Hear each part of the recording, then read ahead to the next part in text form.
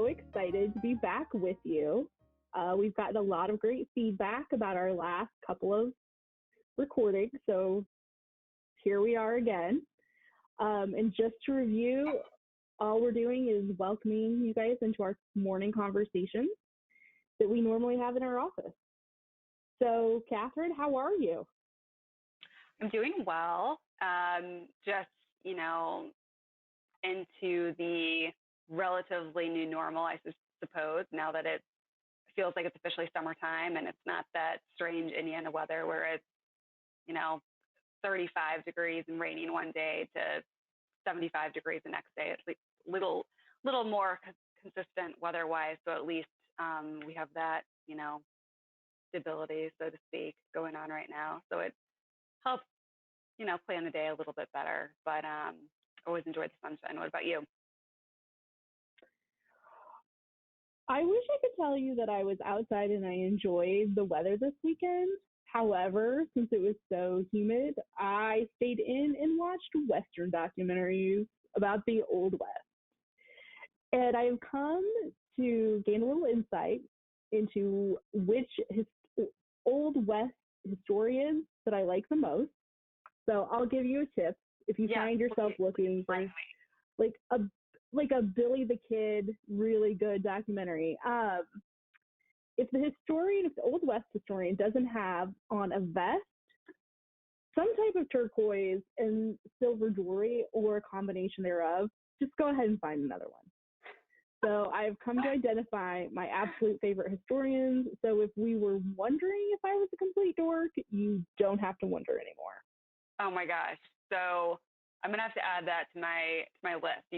We discussed before in previous episode about how you always give me all like the podcast ideas, and now you're giving me the documentary ideas too. So note to self. Listen, Billy the Kid lived in Indianapolis for a while. You're welcome. Unrequested historical fact, but you got it now.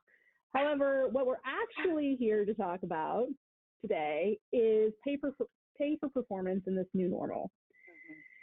And how do we address it as an organization, given what we've just gone through? Sure. These conversations with pay performance are happening in a lot of different ways right now. Companies are wanting to balance any potential change that they have experienced in their revenue, given the circumstances, especially around COVID-19, but also knowing and recognizing that performance is usually based off of the previous year, right? So finding a way to balance those two things together and providing something that is rewarding to those employees that have or would have at least earned some type of performance or merit increase. So how do we go forward? Do you eliminate pay for performance? What do you think? So there's different solutions for different companies, of course. However, what I've seen and what I've talked to some other colleagues and people in conversation to see what their companies might be doing. There's some companies that are not canceling performance payouts or merit increases, but potentially delaying them.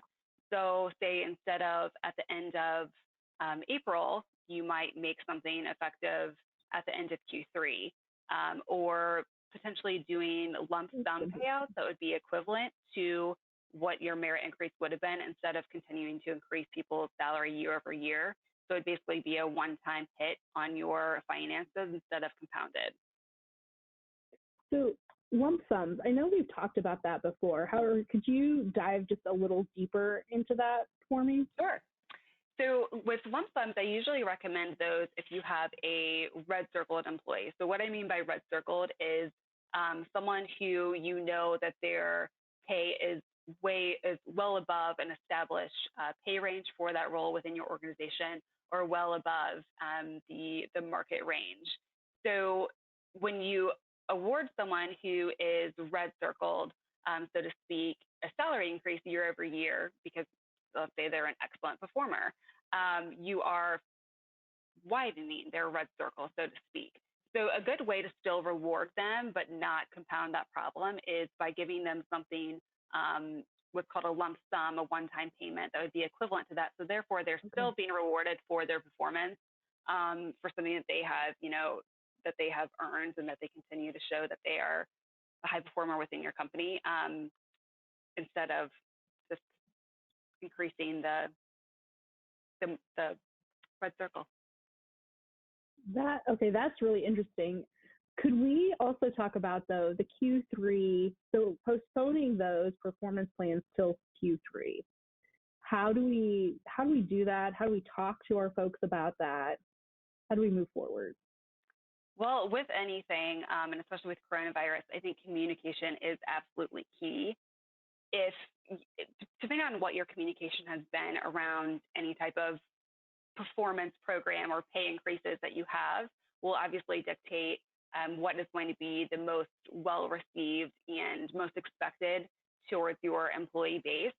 So if you have communicated to them, hey, like, this is something that we're still working through, I think that the transparency around here's why we're going to provide these increases, but on a delayed basis, will help provide additional context to them, and just make sure that it's aligned with any other communications that you've already sent out about those increases, if that makes sense. It does, but I can feel folks kind of tightening up out there about pay transparency, about communication, because it's never comfortable to communicate that your revenue did dip and the company is suffering, and that can be hard for a lot of leaders to discuss with their organization. So how do you do that? Like, what methods? What are you thinking? Sure. I think that it's, like you said, it's uncomfortable for leaders to acknowledge that. And it's also uncomfortable to receive that information as an employee, because you're like, oh gosh, like, what does this mean for me? What does this mean for my position? Am I going to have a salary cut, or, is something else?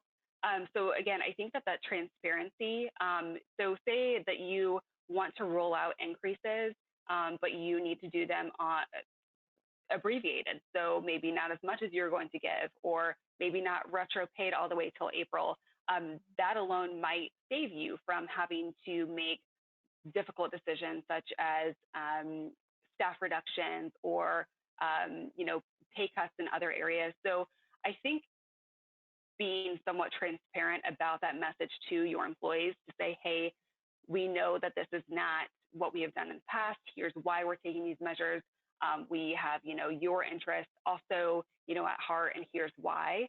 And I think that message of, we are trying to do this for the collective good for the company, then I think it has a better chance of being better received. Maybe not, cheered by everyone when they, receive a message that their pay increase might be not as high as they thought it might be. But again, the transparency in that communication is really key, and making sure that it's understood across the board. So what kind of methods do you think? So what I'm thinking is, whether it's a recording, whether it's being transparent about this helps us save jobs, but the communication really needs to be able to enable the leader to connect with the audience. And so to allow employees to see that leader's face, to understand that they are empathetic, to understand that they do take these things seriously, is probably the best way to go, as opposed to maybe a letter in the mail or an email. What are your thoughts? Sure, I totally agree with that. I think that the personalization is also key in any type of communication. So, different areas of your workforce might receive different information better in different manners. So whether that's customized videos to them, or even, conversations if your offices have opened back up, or when they open back up. And you can also have a combination of communication methods too. So videos, conference calls, and like a letter saying, here's just to reiterate, here's the calculation that we used for your merit increase, so that they have something, tangible to read to. But I think that customizing and tailoring those messages, even if that means the same message but communicated in a couple of different ways depending on your workforce and how they receive the information the best, I think is very, very important to ensuring how well received it is as well. I like that. That's a really good point, is communicating it in different mechanisms for everyone. So whether that's a video in person or letters, just to emphasize so they understand. Because I think we know that if just because an employer doesn't speak to something doesn't mean that the employee isn't thinking it. So unless the employer fills that gap, rumors, the gossip mill, et cetera, it's going to take the place of what the employer would have said. So it's best just to address it up front so we're all on, so everyone's on the same page. Absolutely. And that's something we'll address in a future episode is that manager to employee communication around compensation, because it's such a sensitive topic, but it is being discussed. So how to have those conversations and how to be prepared for them, and make sure that the message from your company is being evenly distributed to both managers and employees alike. Well, on that note, I think that's a great place to stop. And this was great. Thank you so much, Katherine. Thank you.